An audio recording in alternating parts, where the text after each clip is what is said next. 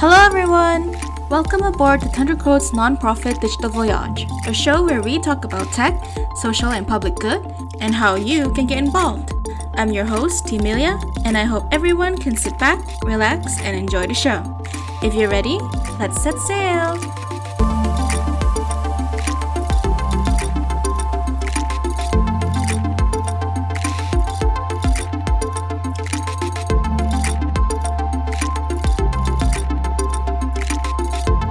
And now, on to our episode.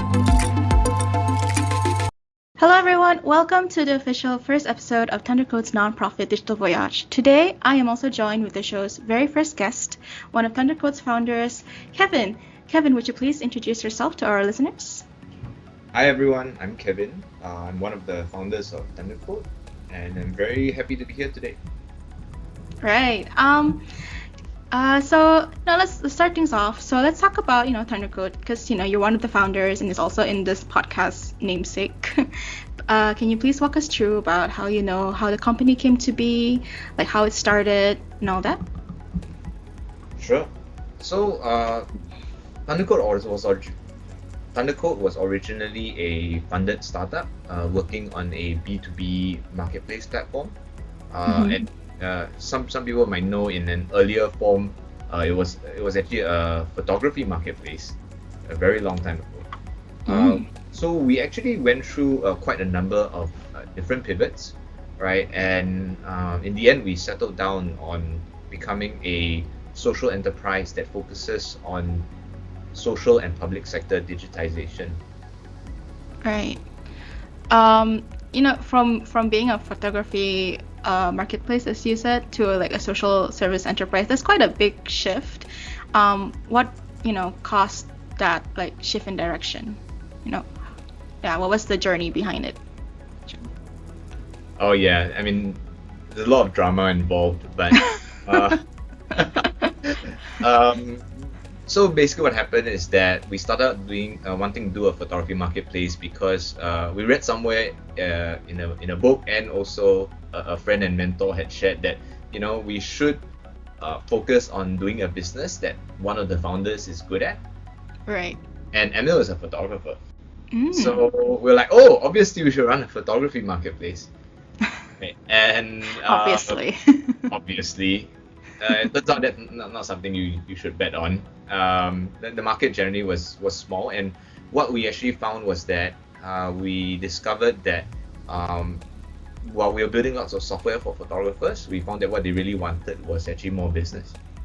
And so we went from that into a B2B marketplace where we could give business to businesses, right? And and throughout that whole process, there were basically some quite a few challenges. And what happened is at some point when we were kind of like at our last breath, right, where we quite a few times actually in the past, ThunderQuote actually went through very, very deep valley periods, right, where we were running out of cash.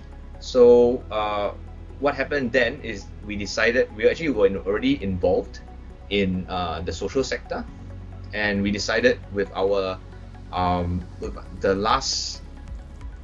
the last few weeks or months of cash, we decided that we would do as much as we could for charities. So we kind of wanted to go out in a blaze of glory, right? Just to help as many charities as we could with the money we have left. Then we'll go and say sorry to our investors, right? And return whatever money that's left, right? But at the same time, we wanted to help out. So I guess ThunderQuote in this current form was kind of born from that conviction, right? So there was one time where we had 6 days of cash left, and oh wow, we just go out and help as many people as we could. And within the 6 days, I mean, really thank God we got 60 days of cash in revenue. Then after that, we actually within the 60 days we got 6 months of cash, all while trying to help. So the more we gave to help of ourselves, for some reason, the more work and projects we got until we grew and grew, and at some point we got appointed as the lead sector digitization consultants by the government. So Oh. so it was really a journey, and I think in a way a test of, I think, what we do when things are not going well, right? Mm. And for us, I think our response is quite clear, right? We wanted to do as much as we could to help. Yeah. Yeah, I mean, it's interesting how you say like you wanted to like end things off with like, I guess essentially like with a bang, you know, because you want to do what you can to help people, while you say quote to quote like on your last breath. But it's good to know that, you know, while you anticipated to like um burn out, you ended up continuing to like your flame continued to burn until today, and that's really inspiring to listen to hear. Um, I'm actually curious about, like, you mentioned that you guys have challenges, and you guys had challenges throughout your journey, and then at some point you were really like at your last breath. Do you think, like, can you share a little story about that? Sure. So, I mean, I would say that one of our biggest mistakes was actually focusing our B2B marketplace on many verticals. Mm. So we're working on many different industries. I mean, completely unlike what ThunderQuote is now, where we're specialized in the social and public sector. Right. So Right. we're a multi-industry because we had a faulty assumption that procurement and purchasing for companies and governments, right, wanted to be able to purchase everything, right? So it's true, but there are significant challenges with operationalizing that, right? I'm sure many charity EDs, executive directors, and CEOs would be aware of this. That if you have too large scope on your programs or a multitude of programs, it becomes more difficult to assign resources to each one. So Mm. so as charities have, program creep, where they add on many dozens of programs, right, and each one becomes under resourced, so too we had category creep, where we took on many different categories of B2B services and couldn't invest enough in each one. Mm. I see. So And that meant like much lower level of performance for each category, right? Similar to how charities may face some service challenges or service failures, right? If there are too many programs as well. mm. So I guess like but you know, you came out from that time like with a valuable lesson, I'm assuming, and you know, because of that your ThunderQuote continues to do pretty well until today. So I guess you can say there's a silver lining behind all that, Yes, right? we've been very blessed. So we're very thankful, really thank God for that. And what I would say is that um, I think what we learned from that is something that we realized actually also applied to many of the charity leaders that we have spoken to as well, right? Mm. When we work with our beneficiaries, right, or service users, right, similarly, just as how ThunderQuote works with customers, right, Right. we can always choose to expand in different ways. Mm-hmm. Right? What I mean by this, so we can choose to expand to different segments of beneficiaries or customers. We can choose to expand more services to the same beneficiaries or customers, and each choice has a different characteristic and gives us access to different funders, grant makers, and different types of program support. So the for ThunderQuote, right, what we chose to do is that we chose to be very focused, right, and we focus on only one segment, and we expand the quality and the quantity of services for the segment, and also try to work with partners, right, to complete the suite of services that we delivered to our customers. Right? So for charities, that would be the beneficiaries. So for example, we've had charities who begin with a befriending program. They added on a micro entrepreneurship program to the same beneficiaries.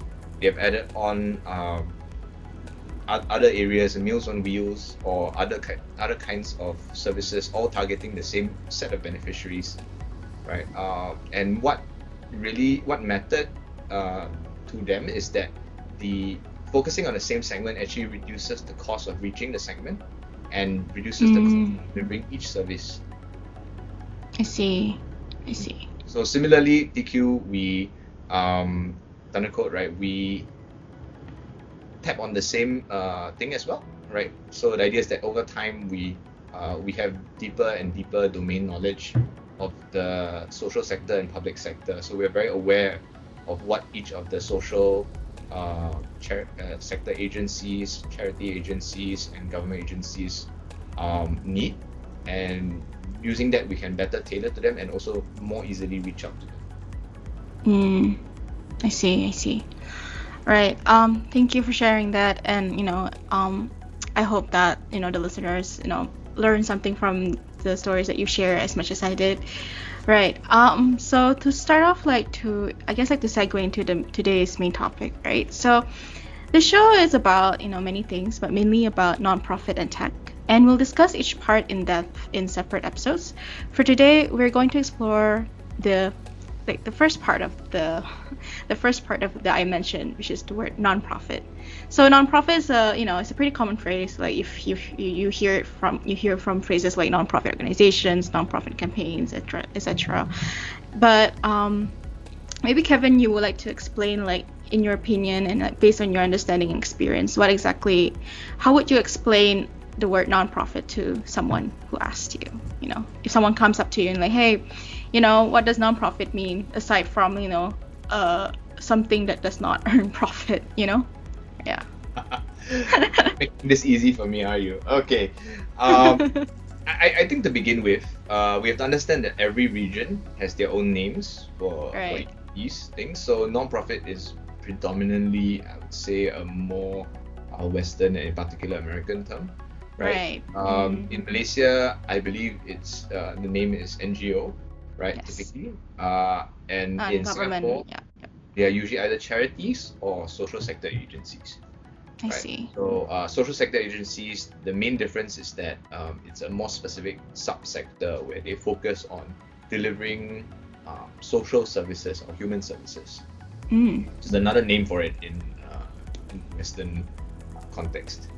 Right. So I believe that while non-profits have the word non-profit in their name, they actually have quite a few similarities with businesses, but yet they also have one or two major differences, right? So in terms of similarity, non-profits or NGOs, right, have a virtuous cycle where they're actually able to build up and increase and grow their organizations as well as their impact, right? Similar to businesses, right? In TQ, with our experience with a lot of different charities and non-profits, we actually call this the RASA cycle, right? Or R4SA, right? So the cycle we understand is that first,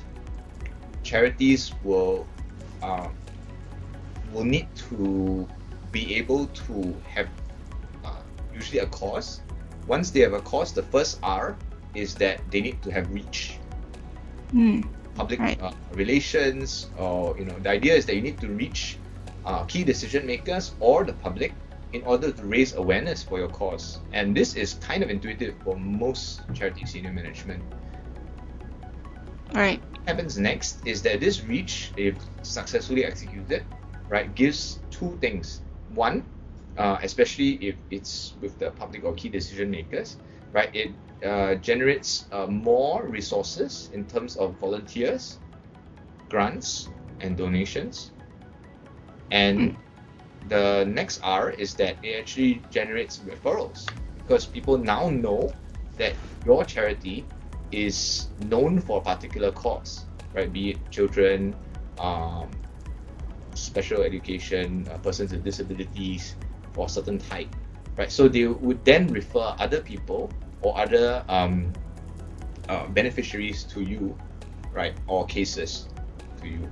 So this enables you to have more work to be done and to increase impact, right? Then these resources as well as these referrals combined together through service activities where we simply deliver the services, be it befriending, counseling, right, case management, right, or other human services, right, or delivering assistive technologies, or maintaining fleets to help with either resource or goods delivery, or to help to transport beneficiaries to their places of work or education, right? So these service activities then deliver results, which we then document, right, and go back to Reach again, where we publicize it. So Reach generates resources and referrals, which combine through service activities to generate results.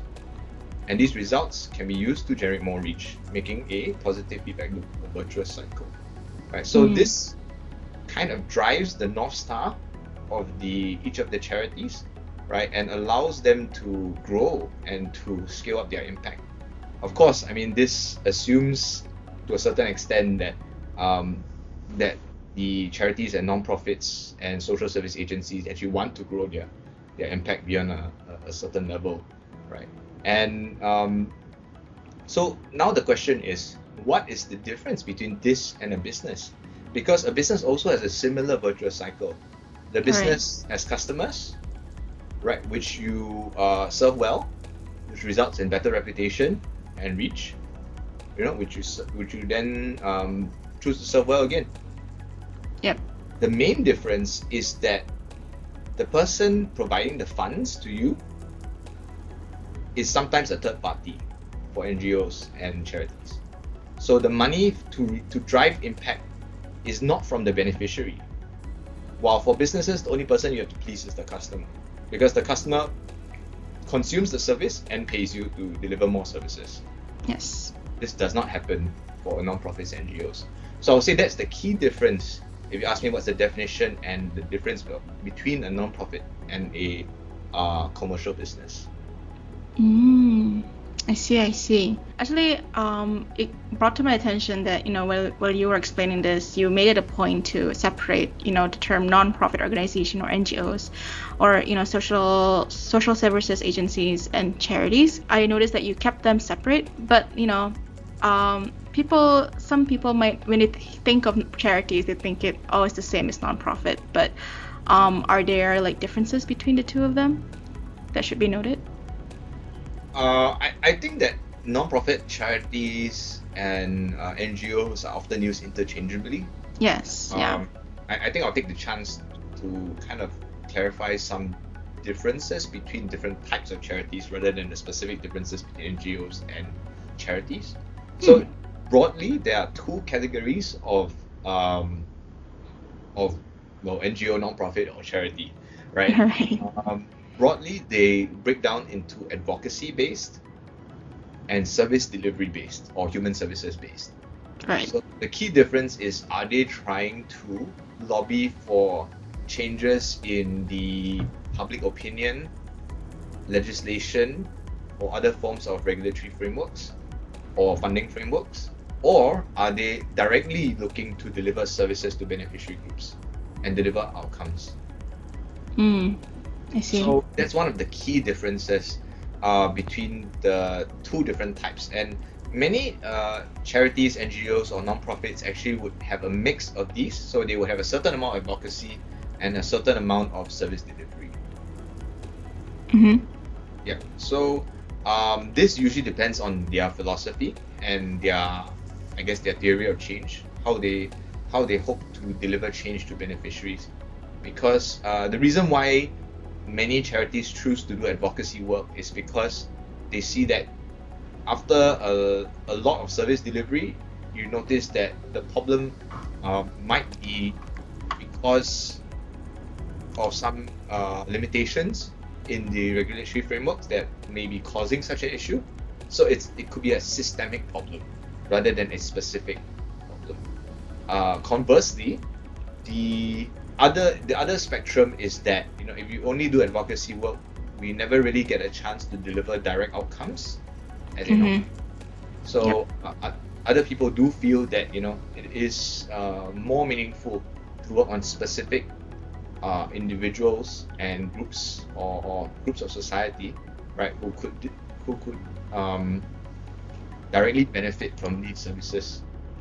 So because with advocacy, you're not sure whether you can get it, and even then it may not be the outcome that you want. While if you work directly with them and you have direct interventions, there's a lot more that you can see tangible results in. So these two are definitely on a continuum, right? And it's really up to the leader of each charity and non-profit organization to decide where they fall on this continuum. I see. Right. So you've explained what nonprofit is and what it defines, and like the key differences between nonprofits and other forms of businesses. And as I understand, ThunderQuote, they aim to help the social sector, and this of course include nonprofit organizations and of course charities. So then you also have this tagline called "Help the Helpers." So my question to you is, why do you want to help the social sector, or nonprofit organizations specifically? Why help the helpers as opposed to helping anyone else?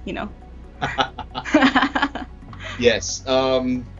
This is a really common question, and it's precisely because the first thing that people think about is helping beneficiaries that we have to help the helpers.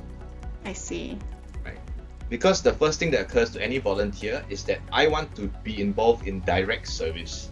I want to see the beneficiary. I want to see them smile, right? I would like to see, what they feel is real impact, right?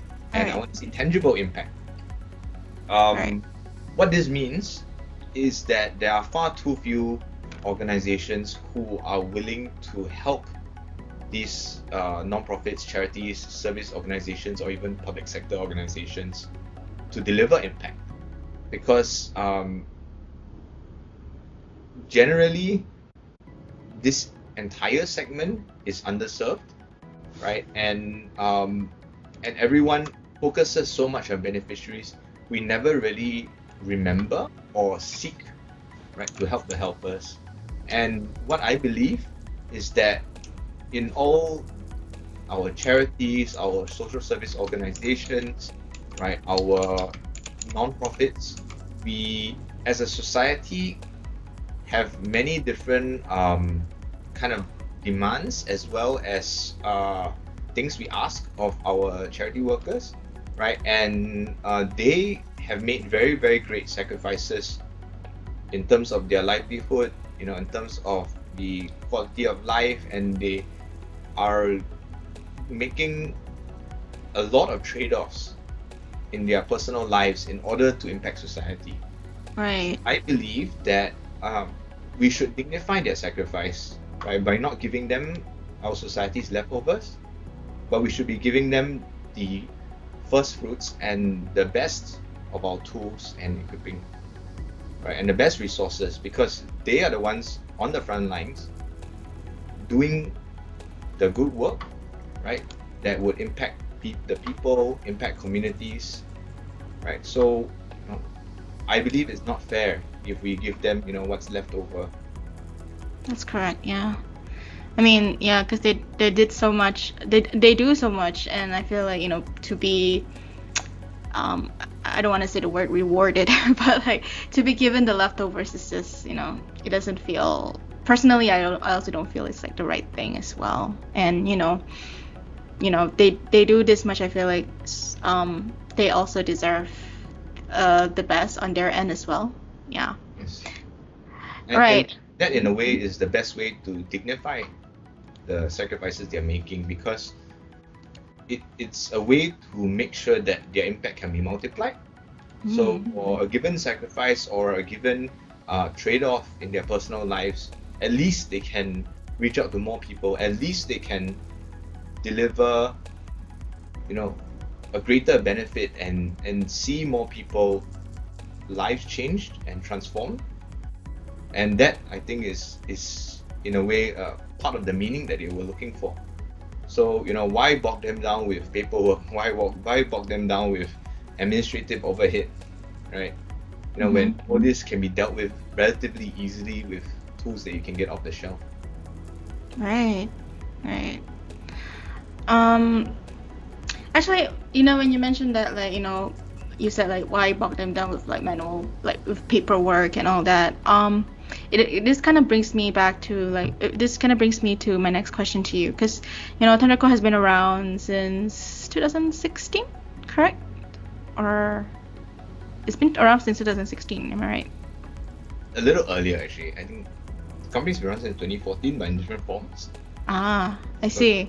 So I'll say ThunderQuote as the brand has been around since 2016. Yeah. Right. And so that's been it's like several years since then. So throughout this time, during your journey in establishing the company, and of course, helping the helpers, what are your thoughts on the nonprofit landscape in, like, in Singapore, in Malaysia, or maybe in Southeast Asia in general? What are some of the challenges and trends that you've noticed, throughout this time? Yeah, I think when we first came into the social sector and we, came from a commercial background, right? I mean, first thing we have to do is get off our high horse, right? And thinking, we're here to help, we're here to do things better. That's true. We're very mistaken, right? In our work as the sector digital consultants, right? Working with the government agencies to also reach out to help different charities with their digital strategy and implementation, right? We have actually seen a lot of different challenges, and we've also seen a few different trends that are happening. So one of the key challenges we've noticed, I mean, of course, during the COVID pandemic, there was significant service disruption in service delivery. Yeah. So the first thing everyone did was go remote. So we were very involved and with providing the resource centers and all these different support infrastructure, right? But I would say that one of the key things that we are seeing is that there's a much bigger focus on moving towards e-service delivery. What I mean by that is kind of enabling not just beneficiaries but also social workers, right, to deliver services on a more lightweight digital level, right? Of course, the easy mistake to make at this point would be to then vastly increase the caseload of each caseworker just because they have more time, right? Yeah, correct. I believe that's the wrong thing to do because as it is, the caseloads are very high for every social worker. We're noticing actually an increase in the caseload, possibly pandemic fueled, right? And a large rise in mental health challenges across society, and this is matched by a corresponding rise in various ground-up movements and initiatives, right, which are trying to address mental health, which was previously a taboo topic, right? So so this is happening across the world, right, and in Malaysia and Singapore as well, right? So the increase in e-service delivery, rise of mental health challenges, and greater acceptance of mental health challenges because now everyone is stuck at home. Right. And everyone has it, so it's nothing to be ashamed of anymore, right? So we are noticing that what that has meant is that many different charities, NGOs, and non-profits are actually adding on mental health arms, for their beneficiary segments and service user segments. They're adding on more holistic support, and we've also noticed that in tandem with that, many people, since they're already branching out to mental health, they actually many charities have been adding on other kinds of how do you say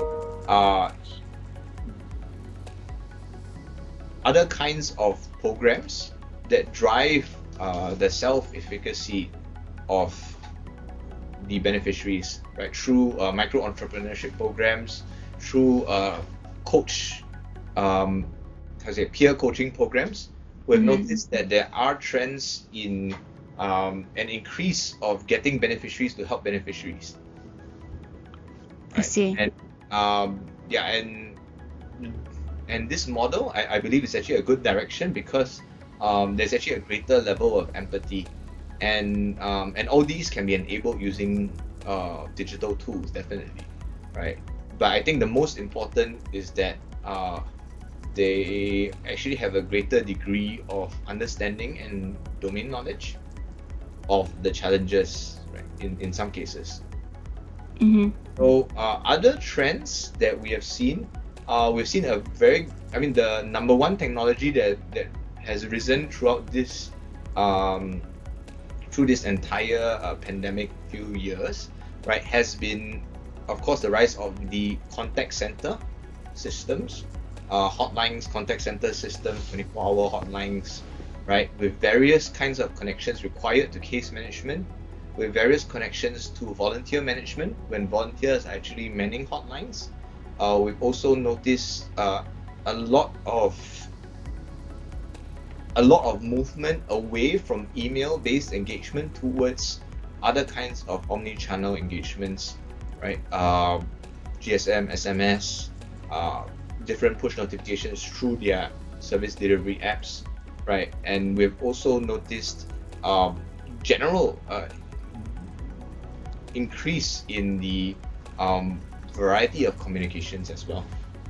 So some of the challenges that have been faced by charities during this time, along with the groundswell of different communications coming up from all the different non-profits, also has been some challenges with trust and veracity, because along with everyone asking for more funds and a sudden burst of communications from all the non-profit and charity organizations, has been a corresponding rise in scams and other forms of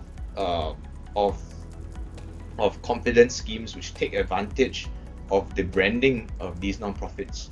So it's more important than ever that charities take steps to protect their own channels of communication and to build up the confidence and the trust of the public in the veracity and verified nature and trusted nature of their communication channels. I see. And right, you've mentioned that, especially since the pandemic happened, there's an increase of the need for e-service delivery and also digital tools. The importance of digital tools become more prominent in especially in nonprofit organizations and charities. And I guess this kind of segues into my next question for you, because one of the objectives, I would say, of ThunderQuote is also to promote tech for good. And so I want to ask, what is exactly tech for good? And even though I guess you sort of did answer my next question, which is, why did you choose Tech for Good movement as a way to help out, the social sector, as opposed to other strategies out there? Maybe you would like to add on to that. Yeah, sure. So we've been asked quite often why we support the Tech for Good movement, why we plow so many and so much resources into supporting the Tech for Good movement in society, even in countries where Tech for Good is not a very common watchword. In Singapore, it is quite developed, right? And many people do volunteer. So I think the first thing is to actually expand on one of the important trends that I previously haven't covered yet, right? That more and more charities are trying to self-digitalize. And this is often done through low-code, right? Through the rise of low-code applications where they can kind of program or drag and drop to create their own little applications or automations, right? Typically communications or database based, right? The service user databases or beneficiary databases and beneficiary communications, right? So all these are parts of the e-service delivery. And the big challenge faced by the social sector is that firstly, the capital expenditure, right, of building up a large number of IT systems is very high. Second, there usually are few to no IT personnel, although they might have IT people on their board, or an IT committee full of experts, but there isn't an internal. Often there isn't an internal champion, or there is one, but he or she is extremely overworked, right? In order to drive the digital transformation of their charities. So there is both a manpower as well as a fiscal financial limitation on the amount of capital expenditure that they can build in the IT systems. The second is that even if you can build IT systems, or even if there are grants available to build the IT systems, the IT maintenance load, and maintenance, I don't mean maintaining just or updating the software or doing the servers, which you used to do with on-premises. Now with cloud systems, right, maintenance is covered by your cloud provider, but there is other maintenance you need to do. You need to update the processes, you need to maintain integrations. So there are three forces of decay which act to degrade the IT systems that we've already installed in our charities, right? We call it TIT. The first is turnover decay, the second is integration decay, and the third is process drift. So the first is relatively self-explanatory, right? In not-for-profit work, caseloads are very high, right? And because there can be limited career progression, especially in our corporate services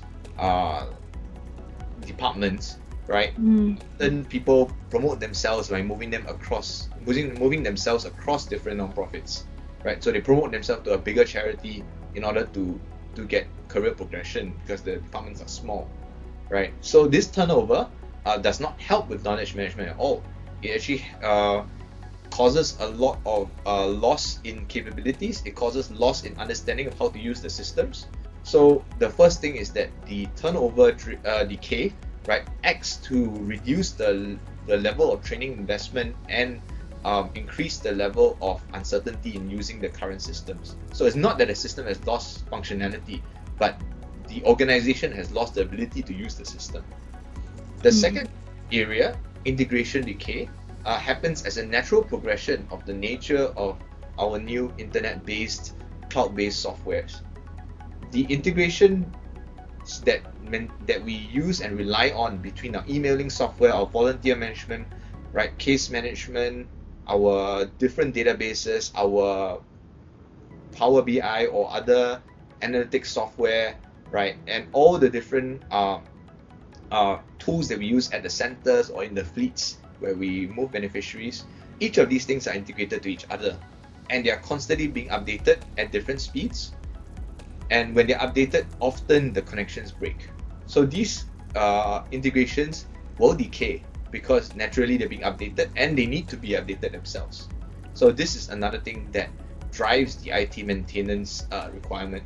The third thing that drives the need for IT maintenance and the third force of decay is finally process drift.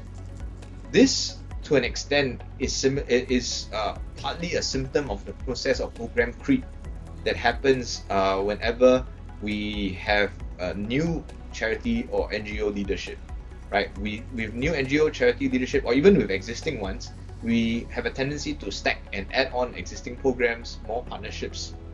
And what happens is that the systems that we've invested in are designed for the old programs, but yet the new program or the new process has drifted. When we change a new volunteer manager, when we change to a new fundraising and engagement or donor management manager, we actually have new processes being introduced.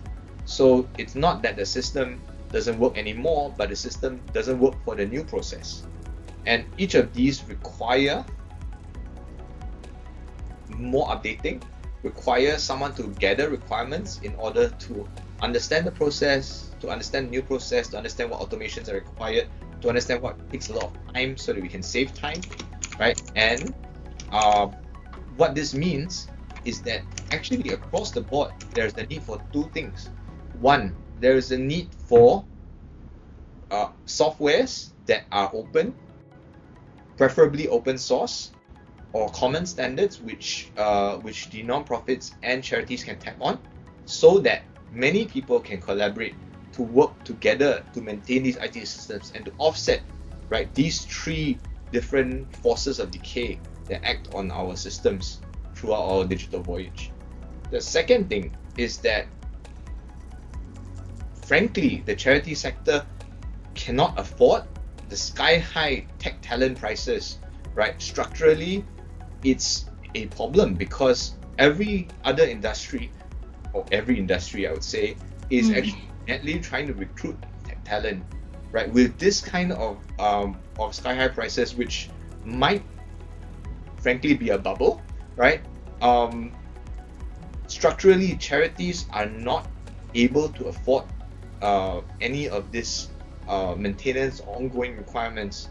So what we are trying to do with the Tech for Good movement is that we are trying to drive more and raise awareness of the benefits of tech volunteerism. We're trying to raise awareness of anyone in a non-tech background who can help out with off-shelf tools, with easy implementations, or with simply talking to charities to help them use simple tools which are available for free, right, online or through tech donations, right? So through this, they can help with both contributing to the new system build-up of charities and also contribute to maintaining the system so that they help these charities and NGOs and non-profits to impact even more people in the future. So generally, we are supporting this Tech for Good movement because these are key inputs that are needed by these charities in order to help society. So we believe that on the open market, it'll be very, very difficult for them to be able to afford this level of support. And if society feels that we should be helping those who are left behind, then we should support those who help them, right, through our own efforts and through what we are doing as part of the commercial digital transformation and disruption wave anyway. We are upskilling ourselves in order to get more digital transformation knowledge, in order to understand how to do IT project management. We're learning how to run agile projects, right? Even if we are not in tech or not developers ourselves, we are learning how to project manage, how to gather requirements, how to do design thinking, right? How to do user interface, user experience design, right? So all these things do help contribute to the level of, I would say, the digital capital stock, right? And they help to contribute to the digital voyage of all these charities. So that's why we do the Tech for Good movement, because we have gone through in great detail, right, with many charities, right, their problems, and we feel that it's something that it's not just something that should be left to the government, but it's something that we as a community, as a society, can make an impact. I see. That's hearing you explain all of that, it makes me wonder, given that the challenges that goes hand in hand, I would say, with this Tech for Good movement, and I'm sure that you've also faced your own fair share of challenges while helping the social sector. So I guess since our time is nearly up, and I guess to end things off, is there despite all the challenges that you face and the things that you've noticed, has there maybe you would like to share an experience that that makes you think like, oh, you know what, despite everything, I'm glad that I'm playing this role that I've decided to play. Like, I'm glad that I'm promoting tech for good and I'm helping the helpers. Has there been an experience that made you really think that? I think there are two stories which Sure. I would like to share. Of So course. I would think that one is when we moved from a commercial space to working on the social and public sector, what we realized is that we now no longer grade our projects by the pure dollar numerical value of our projects, right? But now look at our projects in terms of the number of people we've impacted. So if, let's say, we were building a hotline, right, where people could cry out for help during a crisis, right? We now know that it's not just a hotline which has X $1,000 and frankly not a lot of revenue, but it's something which actually helps thousands of people to get in touch with people in the time where it is the darkest for them. Right. And that is something which to us we found much more meaningful than our previous commercial work, because now it's no longer just a number where I have to grind it. It's like kind of like playing a game. I have to grind to my next level.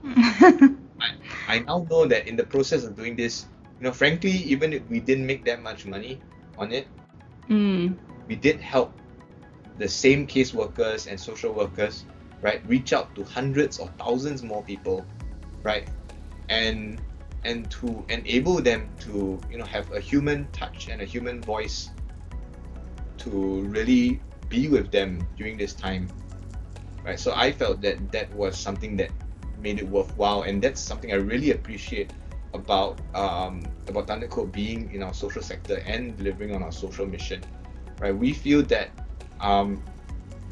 that I think it's best if social good is not something that is delivered in the corner of our budget, from a tiny piece of our CSR budget, but it's 100% permeated throughout all the projects we do, all the paid projects we do, right?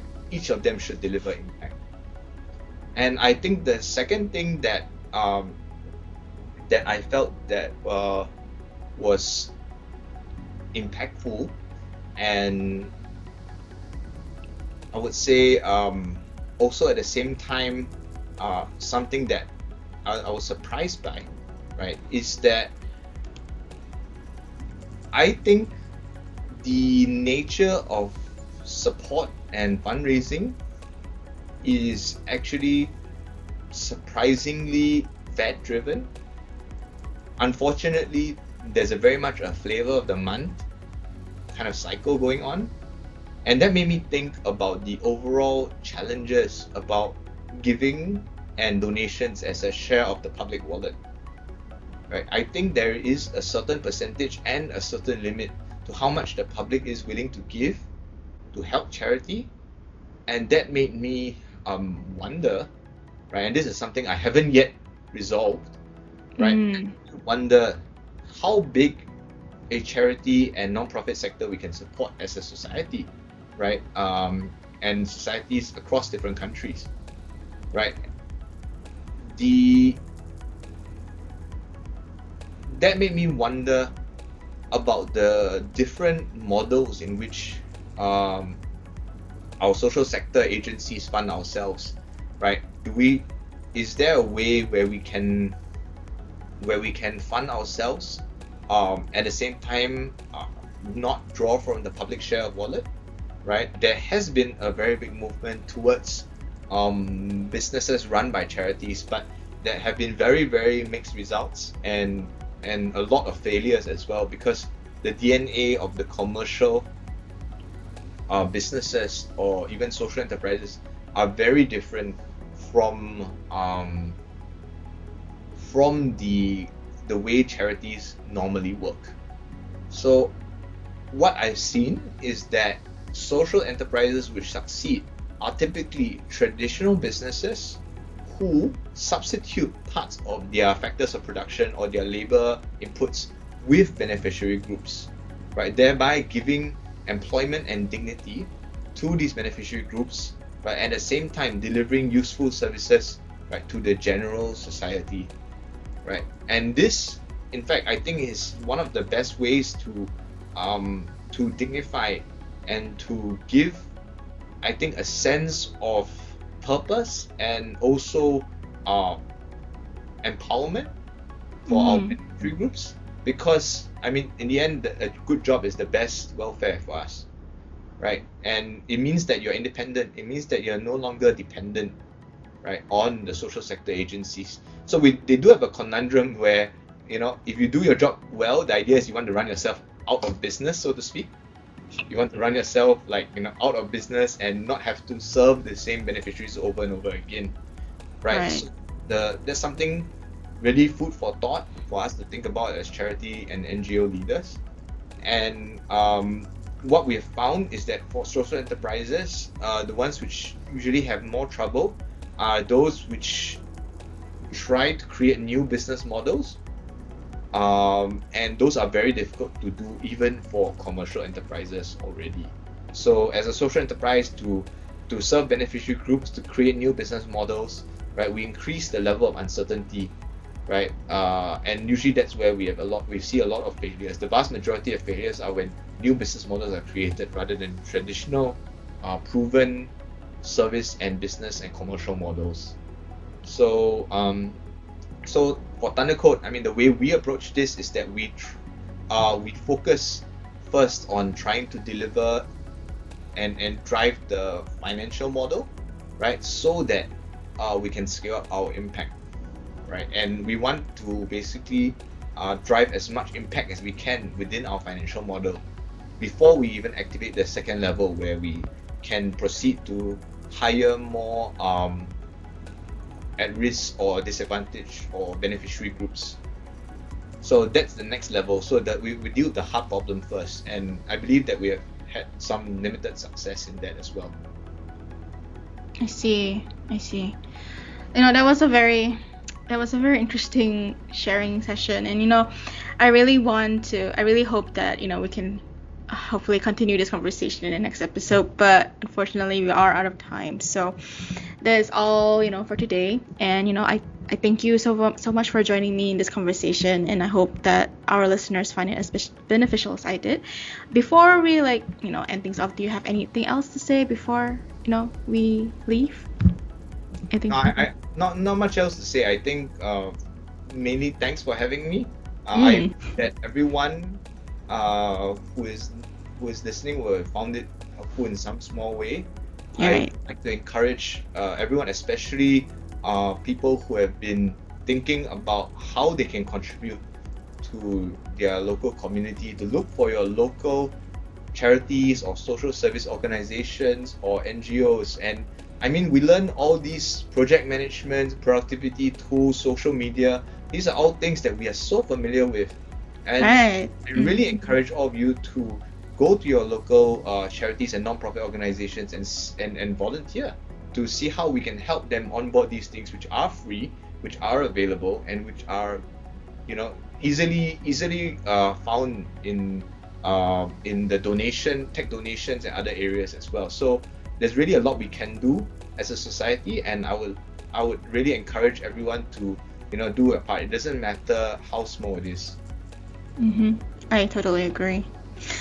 All right, so, you know, thank you as well to, you know, our listeners for joining in, and I hope to see you in, you know, the next episode.